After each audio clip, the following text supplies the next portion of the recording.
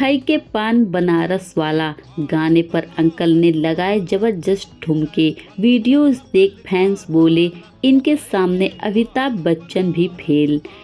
Social media पर हर दिन कई ऐसे अतरंगी वीडियोस होते हैं जो वायरल हो जाते हैं। इन वीडियोस को देख के दर्शक खूब हंसते हैं। अब एक अंकल जी का वीडियोस वायरल हो रहा है। इसमें वह अमिताभ बच्चन की फिल्म डॉन के लोकप्रिय नंबर खाई के पान बनारस वाला पर ठुमका लगाते दिख रहे हैं।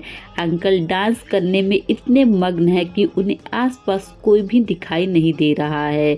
उनकी हाई एनर्जी यूजर्स का दिल जीत रहा है। आपको बता दें कि वीडियोस में दिखाई दे रहे अंकल का नाम विकास जैन है, जो किसी शादी में डांस कर रहे हैं। उनके हाई वोल्टेज नाच पर यूजर्स जमकर कमेंट कर रहे हैं।